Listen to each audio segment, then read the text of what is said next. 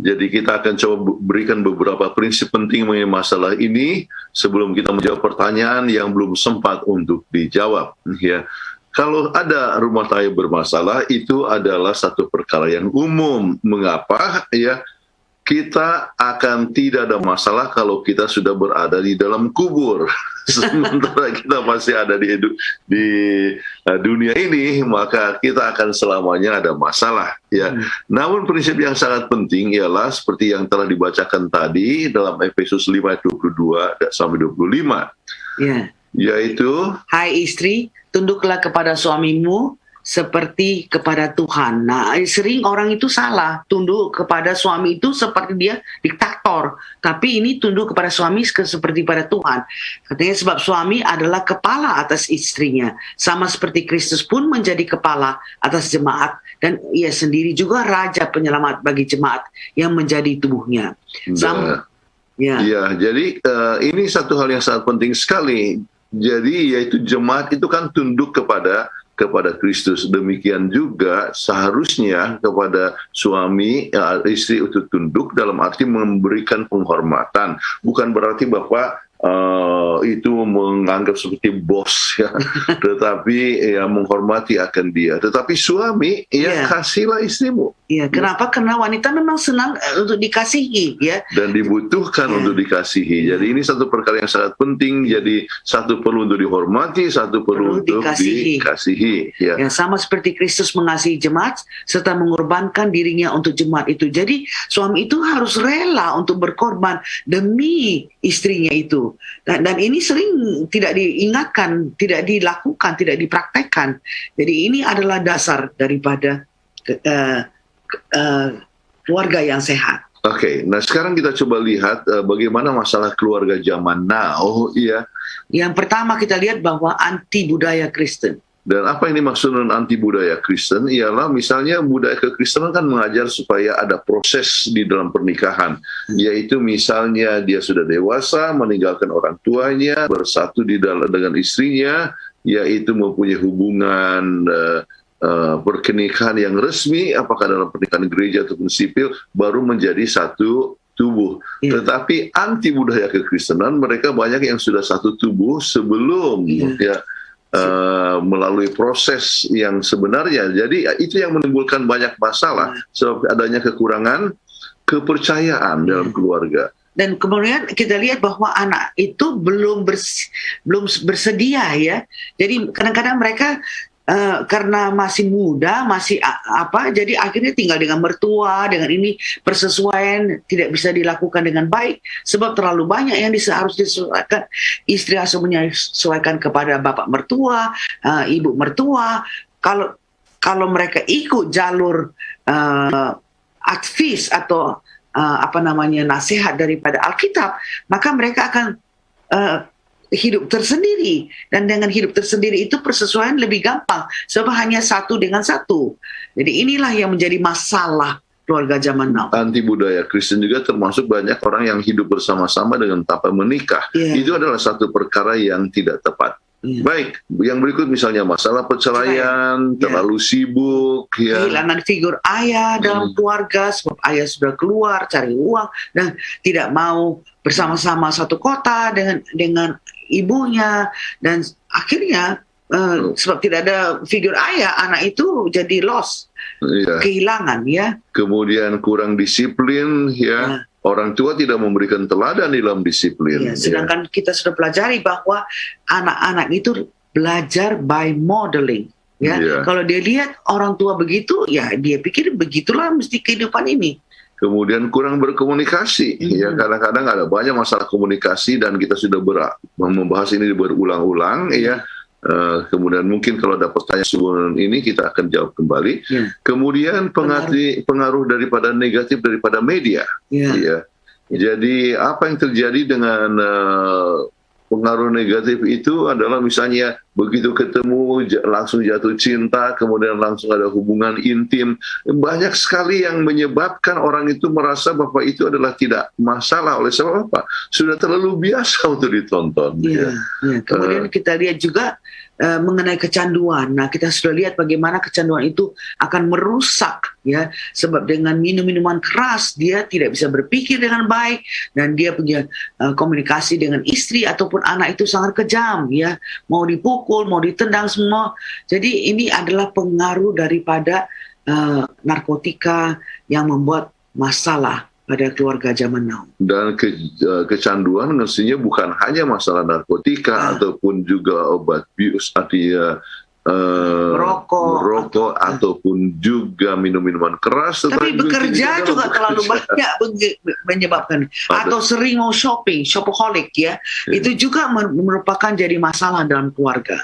Kemudian ketidakseimbangan antara pekerjaan dan keluarga, ya, jadi orang susah untuk mengatur waktunya sehingga anak-anak jadi keleleran. Ya. Kemudian yang ke-10 adalah materialisme. Ini yang paling jelek sekali karena ini tetangga kita mempunyai TV yang besar, kita kok TV kita masih begini kecil, suruhlah kerja, karena materialistik sehingga dia harus membeli sesuatu dengan kredit yang artinya akan lebih mahal. Dan pemikiran materialisme itu mempengaruhi anak-anak, jadi berpikir juga secara materialisme. Oke, banyak masalah keluarga yang lain, mungkin masalah keuangan, masalah bisnis keluarga, acara keluarga, masalah dengan mertua dan ipar, ya, masalah dengan saudara kandung, ya, kadang-kadang saudara kandung juga ada perasaan kompetisi, ya. Jadi ini kita nanti akan lihat bahwa ini akan menjadi suatu dampak yang negatif, ya. Saudara baik-baik tahu-tahu sudah meninggal orang tua, berkelahi gara-gara harta. Ini jadi masalah keluarga juga yang kita lihat zaman sekarang. Kadang-kadang masalah itu sudah terjadi sementara orang tua masih hidup. Ya. Oleh sebab kadang-kadang orang tua sama seperti Ishak yang lebih menyenangi kepada Esau ataupun istrinya lebih senang kepada Yakub, Rebeka. Jadi itu kemudian menjadi suatu masalah anak tiri, ya. Kemudian akibat orang tua yang cerai menimbulkan berbagai macam masalah.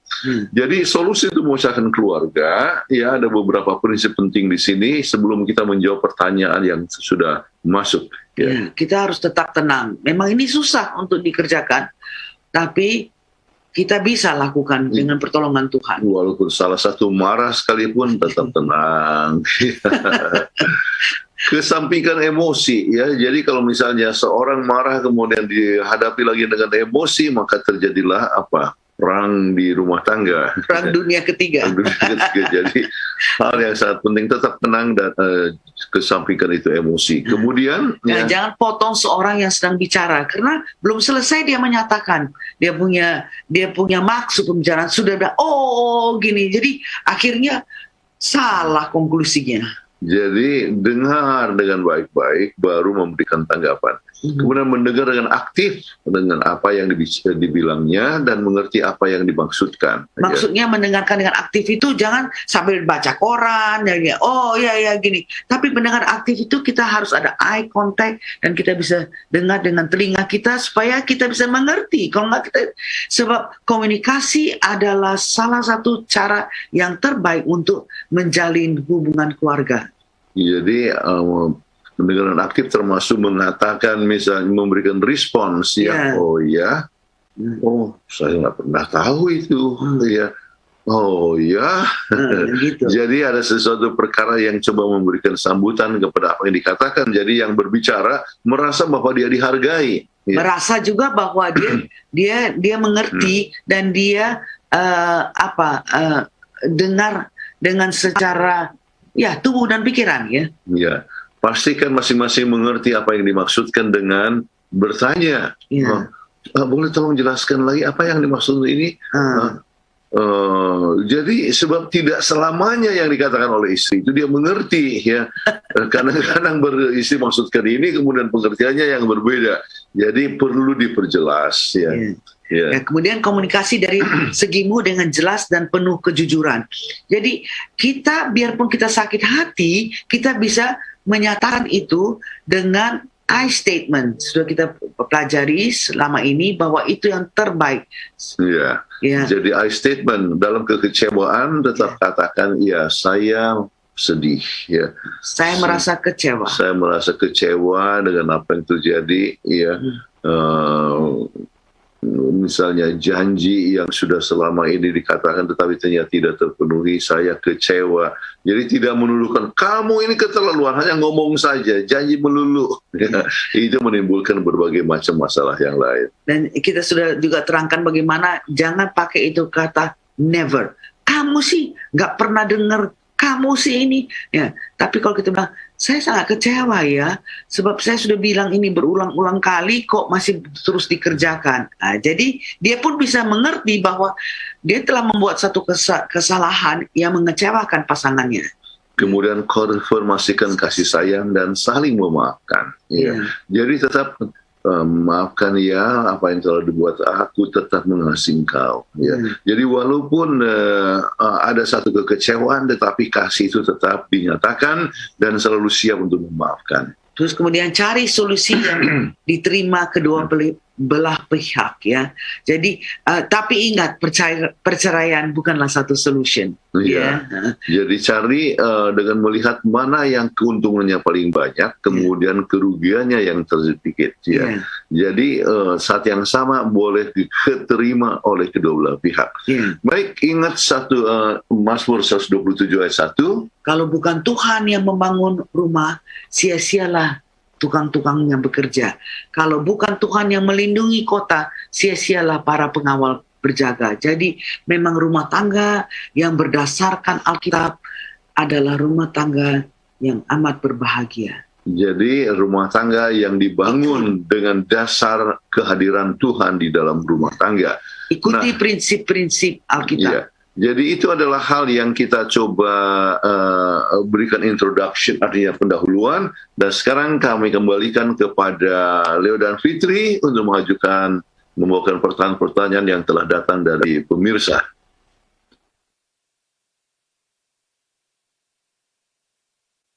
Oleh pendeta dan ibu pendeta Kuntaraf, sangat baik sekali dan beragam masalah yang dihadapi. Ya, betul. Tapi kami juga mengingatkan kepada pemirsa, bila Anda mempunyai pertanyaan seputar rumah tangga, silakan mengirimkan pertanyaan Anda ke nomor call center Hope Channel Indonesia ataupun melalui media sosialnya, Facebook ataupun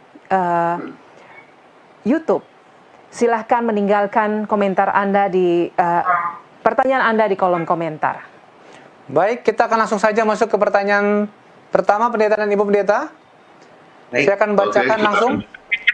Sering sekali kita suka marah di jalan karena sering ada mobil atau motor yang tiba-tiba menyalip kita. Bagaimana mengatasi hal ini, pendeta dan ibu dokter? Wah, ini sering terjadi. Terus terang saya katakan ya, kita pandang kepada Yesus. Bagaimana Yesus sudah dipalangkan di kayu salib, sudah dipaku dengan paku yang begitu panjang 5-7 cm, sakit lagi kena di sini, masih bisa mengatakan ampunilah mereka karena mereka nggak tahu apa yang mereka perbuat. Ini baru diselip aja kok sudah marah. Jadi kita bisa, kalau kita pandang kepada Yesus, kita berjalan bersama-sama dengan Tuhan. Apapun orang bilang, apa digosip ataukah diselip oleh mobil ini, ya kita bilang aduh baru diselip aja kok. Ya sudahlah, jangan. Jadi kita maafkanlah dia. Sangat praktis memang kalau kita berjalan bersama-sama dengan Tuhan. Oke, poin yang sangat penting ialah mungkin Anda seorang kolerik, ya. Jadi gampang sekali marah, reaksinya marah. Atau mungkin Anda kurang tidur.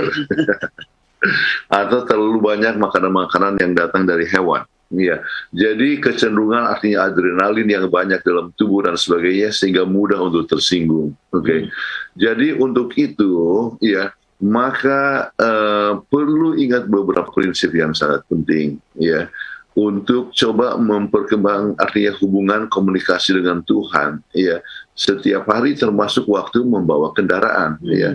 Jadi kalau dengan kacamata Tuhan kita akan lihat orang-orang misalnya bawa motor dan sebagainya, aduh kasihan sekali, ya. Dia tidak tahu bahwa, ya, itu bahaya sekali, ya. Membawa kendaraan nyelip-nyelip itu kan dia bisa kecelakaan, ya. Jadi kita punya sikap itu jadi berbeda, ya. Perspektif kita jadi berbeda, jadi bukan marah, ya, tetapi justru kita merasa kasihan. Atau satu hal kita merenungkan, apa sih manfaatnya saya marah? Yang rugi kan orang itu pun tidak dengar kita marah, ya. Tetapi dengan kemarahan kan merugikan diri kita sendiri. Kita bisa tekanan darah tinggi, ya, kita bisa mendadak serangan jantung, ya, sebab emosi, ya, yang merugikan diri kita. Kita bisa dapatkan ulcer, ya. Jadi oleh sebab marah itu mempunyai banyak menimbulkan banyak sekali perkara yang negatif, maka lebih bagus berpikir secara positif, ya. Aduh kasihan orang itu, mungkin dia punya nyawa serap. Ya. Tapi ada juga saya punya teman, dia waktu itu memang tukang pemarah. Jadi waktu diselip kayak gitu, dia terus kejar. Dan dia kejar itu orang, ternyata orang itu pergi langsung ke rumah sakit dan kemudian dia gendong anaknya. Jadi kadang-kadang kita kan kita sudah marah, padahal kita nggak tahu, mungkin dia lagi keadaan cepat karena mau menyelamatkan anaknya yang lagi sedang sakit. Jadi kita bisa mengampuni kalau kita mempunyai kesabaran dari Tuhan. Jadi kita tidak tahu kenapa dia main cepat, ya. Itu mungkin oleh sebab kebutuhan seperti yang dikatakan tadi oleh Catherine, ya. Jadi pikir dengan renung-renung, ya, untuk apa sih saya marah-marah? Ya kan merugikan diri sendiri, orang itu pun tidak dengar dan sebagainya. Tetapi dengan memandang kepada Yesus seperti yang dikatakan tadi, baru saja disalib sudah marah. Dipukul, belum ya, jadi kita percaya bahwa kalau kita berjalan bersama dengan Tuhan, ya, maka kita makin lama makin memperkembang sifat yang sabar, ya. Jadi sabar termasuk di dalam mengenai masalah seperti ini, atau walaupun dianiaya ataupun juga digosip ataupun dan sebagainya, kita tetap bisa bertahan, ya. Penjelasannya, ya. Ini sangat baik sekali. Ya, ini terus terang saya dulu, ya. Ini ada istri saya sebelah soalnya. Tapi sekarang sudah mulai berkurang dan sudah bertobat pendeta dan pendeta. Kalau saya puji Tuhan. Iya, puji Tuhan. Karena memang betul. Setelah saya sadari mungkin karena umur bertambah kali, ya. Nggak ada gunanya juga, ya. Sudah. Capek sendiri kalau udah marah, betul, kan? Saya setuju dengan jawaban pendeta dan pendeta barusan itu, betul. Bagus sekali penjelasannya. Terima kasih pendeta dan ibu. Baik, kita masuk ke pertanyaan berikutnya. Suami saya sudah 1 tahun pergi dari rumah dan tidak ada kabarnya dan tidak pernah memberi nafkah lahir dan batin. Bolehkah saya mengajukan cerai, pendeta? Silakan pendeta dan ibu.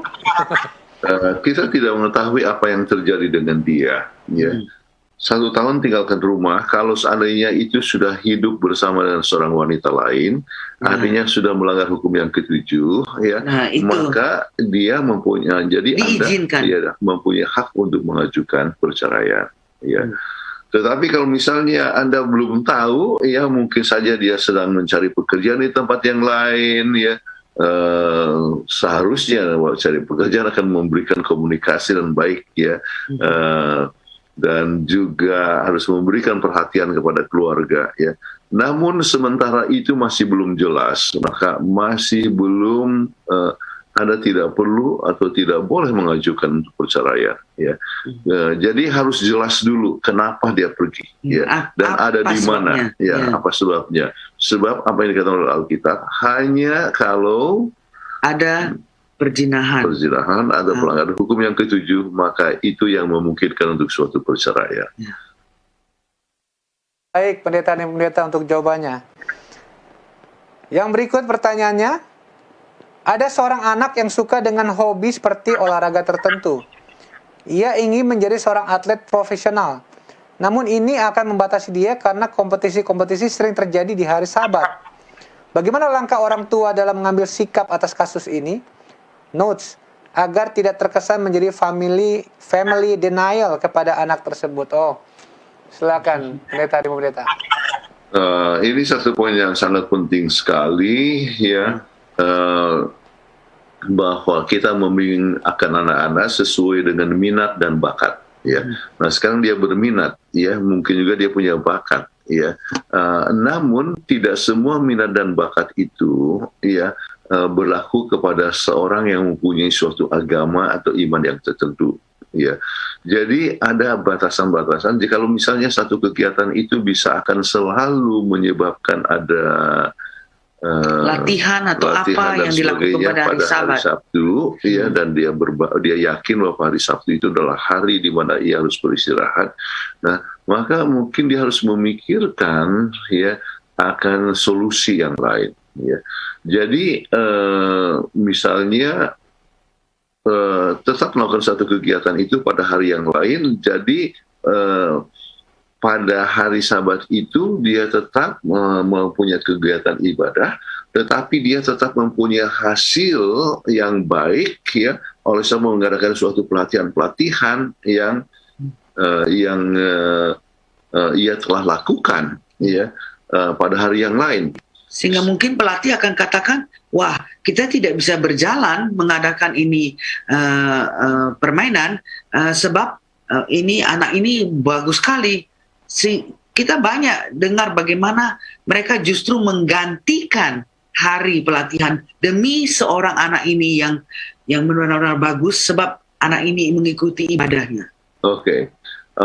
Salah satu kiper, ya, dari kiper nasional Brazil adalah seorang dari anggota gereja Advent yang tidak pernah mau main ataupun latihan, ya, pada hari Sabtu. Ya, jadi dia sempat berhenti, tetapi oleh saat begitu dia dibutuhkan, akhirnya disetujui dan dibuat sebuah tanda tangan bahwa dia tidak akan main ataupun latihan pada hari Sabtu. Ya. Jadi ini salah satu hal yang kita dapatkan, ya, bahwa kesetiaan di dalam mengikuti akan prinsip Alkitab tetap bertahan sementara dia punya minat, ya, dan juga bakat tetap disalurkan. Ya. Baik, terima kasih banyak, ya. Iya, pengalaman yang ya, saya tahu juga tuh juga yang kiper tim nasional Argentina itu, karena saya penggemar sepak bola, dia orang Advent, nggak mau dia main hari Sabat, betul itu. Bagus banget, ya, jadi contoh, ya. Oke, kita masuk ke pertanyaan berikutnya. Selamat malam pendeta, mau bertanya, bagaimana cara yang efektif untuk menyatukan rumah tangga yang sementara bermasalah karena keuangan rumah tangga yang dikelola oleh suami? Dan apakah salah kalau suami yang mengelola uang? Silakan pendeta dan ibu. Boleh dong. Tidak pernah salah, ya. Tidak pernah salah untuk keuangan dikelola oleh suami ataupun istri, ya. Asal orangnya itu yang mengelola adalah orang yang mengetahui cara pegang uang. Iya. Kalau orang itu tidak tahu cara pegang uang, wah, justru akan hancur rumah tangga, habis semuanya. Dan boleh dipegang oleh salah satu, termasuk oleh suami, kalau itu adalah persetujuan bersama. Ya. Jadi sebelum itu harus dilihat siapa yang kira-kira lebih bisa untuk mengelola uang. Kalau ternyata ini suami yang pegang kelola uang dan ternyata tidak menimbulkan berbagai macam masalah, maka dirundingkan kembali di dalam satu apa yang disebut rapat keluarga. Ya. Jadi artinya paling sedikit rapat antara suami dan istri. Jadi katakan terus terang kepadanya, ya, saya kecewa. I statement. Ya, saya kecewa. Ya, sesudah saya pegang keuangan, ya, nampaknya kita mempunyai masalah. Ya, jadi bagaimana kalau kita buat anggaran bersama-sama? Ya, marilah sama-sama. Kita punya income kan terbatas. Ya, jadi dengan income yang terbatas, tetapi kita mempunyai banyak sekali pengeluaran, mau tidak mau kita mau punya prioritas di dalam pengeluaran. Ya. Baik, kalau gitu apa saja yang utama? Kalau kita dapatkan gaji bersama-sama, maka kita harus pertama sisihkan untuk Tuhan. Ya. Kemudian sisihkan untuk persembahan. Kemudian berapa persen untuk kebutuhan ini. Kita sama-sama. Ya, dirundingkan bersama-sama, anggaran dibuat oleh sama-sama. Kemudian kalau memang suami yang masih sanggup untuk artinya dia cukup ketat sesuai dengan anggaran yang telah dibuat, maka biar suami yang pegang uang pun tidak masalah. Ya. Tetapi kalau misalnya tidak sanggup, maka suami pun harus selalu siap untuk memberikan kepercayaan ini kepada istri untuk yang memegang. Ya. Makanya ini sebenarnya sudah harus dilakukan sebelum marriage. Kalau dalam marital counseling ya biasanya premarital counseling itu sudah dibilang, oke, kita buat anggaran sekarang. Istri buat anggaran, suami buat anggaran, dan kemudian didiskusikan bersama-sama. Jadi memang sudah lama dia. Tapi mungkin ini karena keluarga ini sudah keburu, sudah married ya, sudah menikah. Jadi inilah bagus dimulai dengan komunikasi ulang lagi bagaimana cara mengatasinya. Jadi tidak usah segan untuk katakan ya, saya sedih loh, kita ada banyak tantangan rumah tangga tetapi tidak bisa selesaikan oleh usaha keuangan terbatas. Bagaimana kalau misalnya begini ya? Jadi dengan demikian makin lama masalah ini dapat diatasi. Kembali kuncinya adalah komunikasi yang baik ya antara keluarga. Terima kasih Pendeta dan Ibu Pendeta untuk jawabannya. Pertanyaan berikut ini datang pada waktu episode bicara mengenai musik ya. Musik dalam keluarga mungkin kalau saya tidak salah ya. Pertanyaan adalah, bagaimana menginformasikan kepada orang yang mengambil bagian untuk lagu spesial di ibadah agar dipersiapkan atau dilatih dahulu? Karena saat offline dulu atau waktu kita face to face di gereja, sering sekali maju ke mimbar, tapi baru cari-cari lagu yang akan dinyanyikan di depan. Apa kalau tidak disiapkan sebaiknya di skip saja lagu pujian tersebut? Oh, silakan Pendeta dan Ibu Pendeta. Namanya lagu spesial. Jadi kalau spesial itu harus sudah disiapkan terlebih dahulu. Nah, untuk itu siapa yang menjadi kepala musik? Ya kan setiap gereja kan ada ketua bagian musik ya. Jadi harus membuat sebuah guidelines peraturan ya untuk musik-musik artinya untuk mereka yang ambil bahagian ya. Termasuk misalnya ya yang ambil bagian harus sudah latihan dulu. Bukan, jadwalnya sudah dibuat ya sebelumnya. Jadi misalnya solo ya untuk hari Sabat tanggal berapa, kemudian misalnya paduan suara dan sebagainya. Jadi sudah diatur sedemikian rupa dan masing-masing sudah menyiapkan ya. Jadi kadang-kadang di gereja itu dikatakan kita merasa senang membawa kita bersuka cita sahabat ini, maka kami undang kepada para bapak untuk maju ke depan. Ya. Jadi bapak-bapak pun datang, ya mereka kan belum siap, jadi baru cari lagunya. Atau para ibu-ibu. Atau sekarang giliran orang-orang muda, ya.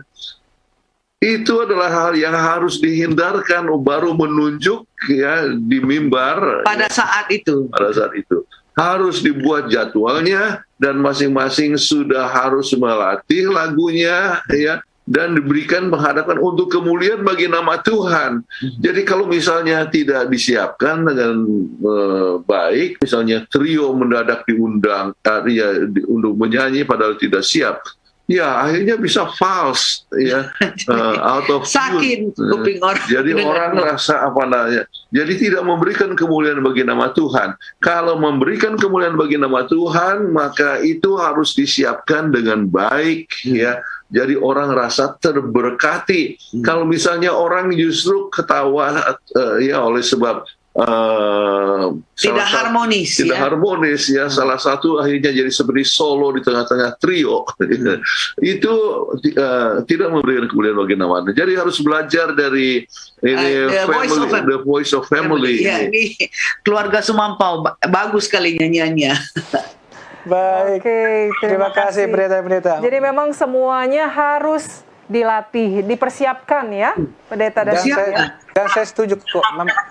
Karena kebetulan tahun ini saya kepala musik di jemaat dan saya perlakukan itu memang betul lagu spesial harus dipersiapkan secara spesial. Iya. Betul.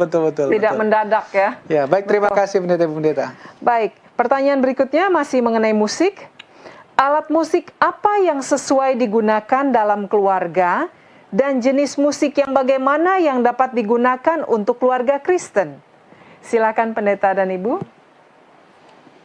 Musik ataupun jenis musik yang akan mengangkat nama Tuhan, ya, bukan menonjolkan diri, ya, bukan supaya diri lebih populer sebagai seorang yang berbakat, ya. Jadi alat musik itu, ya, kita lakukan untuk kemuliaan bagi nama Tuhan yang tidak membawa hanya sekedar emosi, ya. Ya, kadang-kadang sesuatu lagu yang menimbulkan sesuatu emosional, ya, dan emosional itu namanya emosi seperti angin, sebentar datang sebentar pergi, ya. Dan banyak lagu-lagu, artinya gereja-gereja yang menggunakan lagu-lagu yang serba emosional. Nah, jenis itu lagu musik, ya, mungkin saja harmonika, ya. Mungkin saja itu adalah piano, mungkin saja adalah gitar, mungkin saja itu adalah suling, ya, Flute, ya.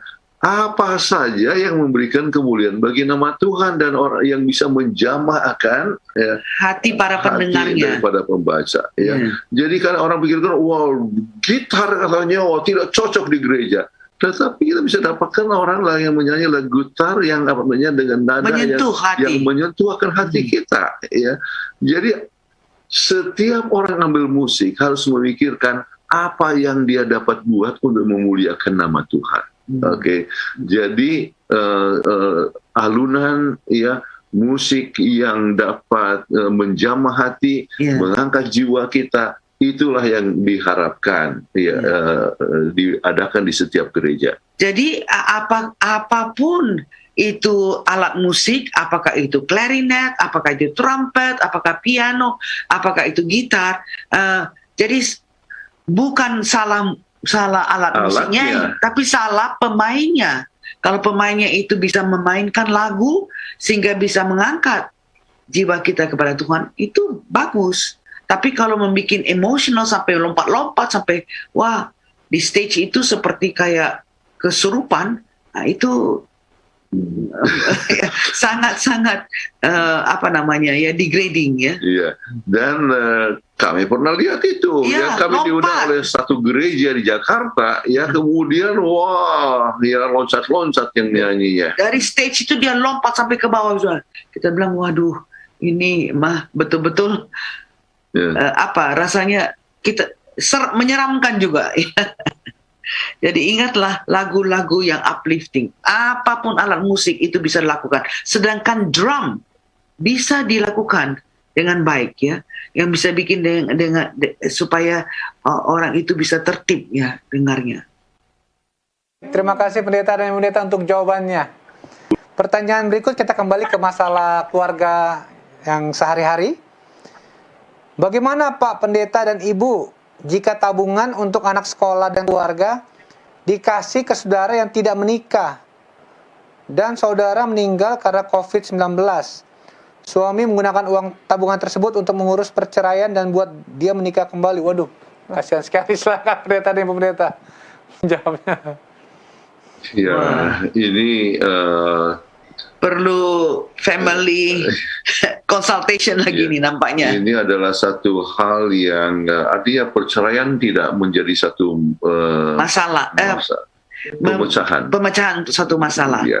Jadi itu berarti bahwa suami harus di-counsel, ya, artinya harus mendapatkan suatu penyuluhan, ya.